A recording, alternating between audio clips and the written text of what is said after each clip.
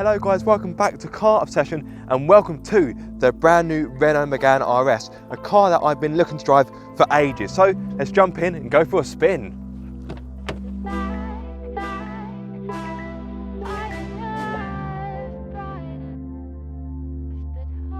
Right, let's fire this up, shall we? Ooh.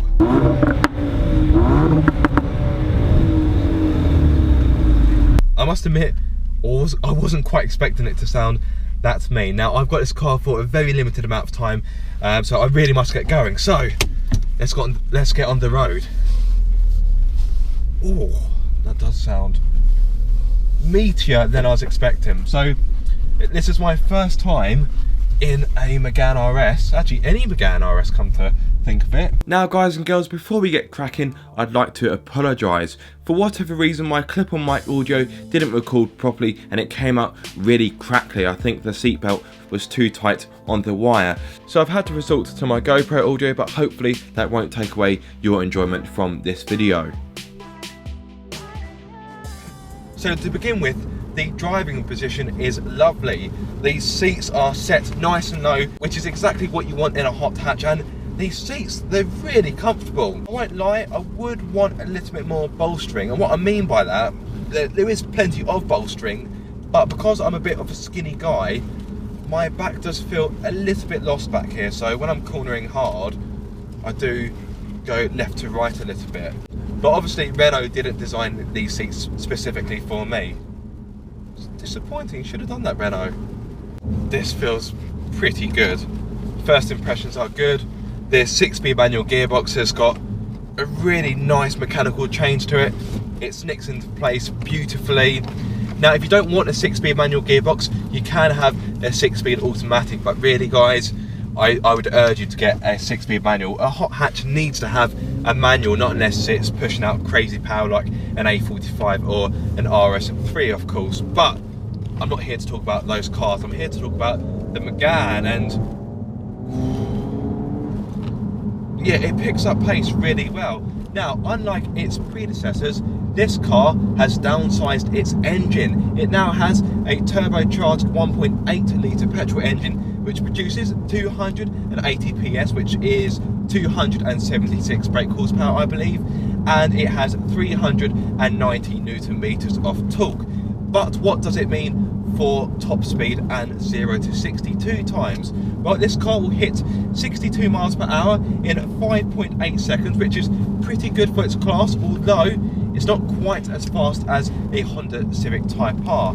And in regards to top speed, if you get the manual gearbox, you will have a top speed of 158, but if you go for the automatic, it's 155 miles per hour.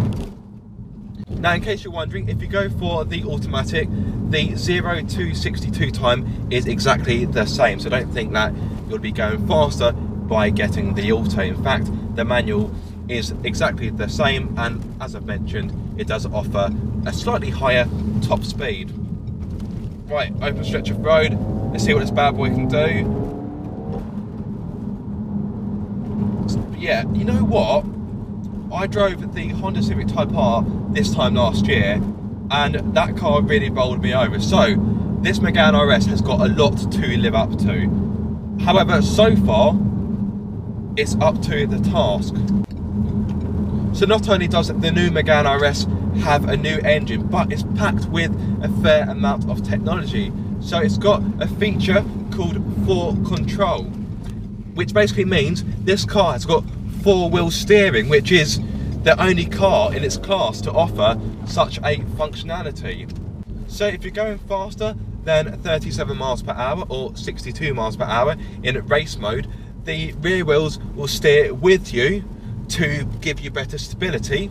But if you're going slower than 37 miles per hour or 62 in race mode, the rear wheels steer the opposite way to give you better agility and better maneuverability, which is all clever stuff. Speaking of clever stuff, this engine is the same engine used in the Alpine A110, the TCE 280 because it has 280 PS, of course, but the cylinder head of this car has been designed by Renault's Formula 1 engine builders.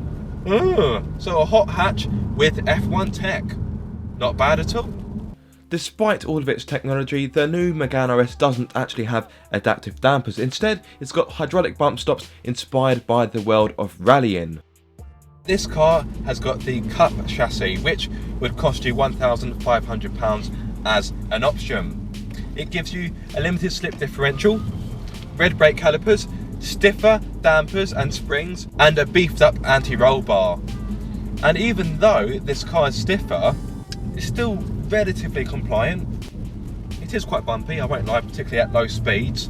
I'm doing 22 through this little village, but it's not enough to make my teeth fall out. So you could easily daily this car, if you want my humble opinion. So let's talk speed limit. Let's try out these driving modes, shall we? So I've got comfort, boring, neutral, boring, sport, hello, race, hello, and perso. So perso basically means it's your individual mode. So let's pop into sport mode. Oh, that growl.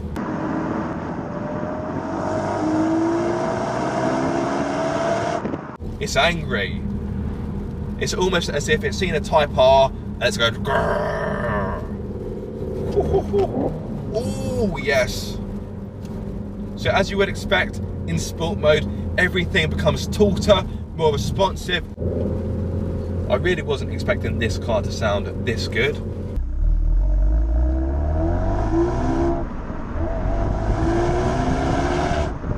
And that gear change, very satisfying. I wasn't really too sure what to expect from this car, but so far, it's impressing me. The inside is quite a nice place to be. You've got this large tablet design, touchscreen here, which is quite nice to look at. The graphics are quite pleasing.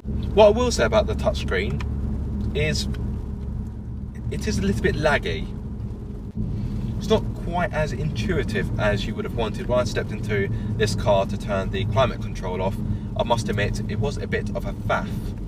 Okay, I think that's enough moaning about the touchscreen. Let's talk about how much the Renault Megane RS is to buy. It starts from £27,495, which seems pretty reasonable. It's competitive with its rivals, although the model tested here is quite a bit of money. So the model here is £34,345. That's because you've got the optional paint, which is £1,300. You've also got the Cup chassis pack, which is £1,500.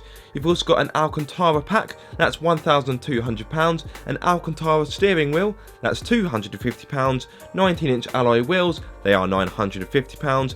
The 8.7-inch touchscreen, that's £300. You also get Bose sound system, which is £800. The Visio system, which gives you safety features such as traffic sign recognition, auto high beam and lane departure warning, that's £250. And last but not least, the Renault Sport monitor, which is £300. This car may seem to have a lot of optional extras, but don't worry, you do get a lot as standard. So you get a 7-inch touchscreen with navigation, DAB, Bluetooth and smartphone connectivity. You get rear parking sensors, dual zone climate control, cruise control and speed limiter, 18-inch alloys, keyless entry, and of course 5 driving modes.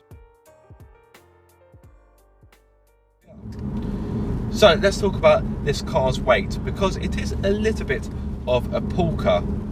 So it's heavier than a Golf GTI, it's quite a lot heavier than a 308 GTI, and it's also heavier than a Civic Type R. This car weighs around 1,430 kilograms, which is about the same as a Hyundai i30M Performance. It is lighter than a Golf R, of course, but a Golf R has got more power and it's also got 4-wheel drive, of course, whereas this is front-wheel drive. On the brakes, this car, yeah, it handles really, really well. This is definitely a very well-sorted car. Renault Sport, you've done well here. Take a bow.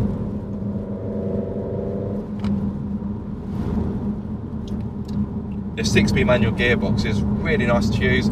The pedals have got a nice weight to them. The clutch feels just about right, not too heavy, not too light. The steering also feels pretty bang on, it's direct. The car may not be the lightest, but it does still feel nimble, and that's thanks to the 4Control 4-wheel steering. It does make this car feel smaller and lighter than what it actually is. The Megane RS may not be the fastest car in its class, but in regards to handling, it's up there. It really is up there. As good as a Type R? Oh, I don't know. I would say the Type R is a grippier car, but this is certainly far from awful in the corners. Earlier I mentioned how much it would be to buy this car, but how much would it be to actually run it? So on a combined run, this car will give you a fuel economy of 39.2 miles to the gallon, and in regards to CO2 emissions, it emits 163 grams per kilometre. This means for the first year of VED, you'll pay £515, and in regards to insurance groups, this car's got an insurance group of 35, which is more than a Golf GTI, but less than a Civic Type R. I pop into race mode and you get a different display. You get this Renault Sport display. Traction control is turned off, of course. Right, open stretch of road. That's telling me to change up.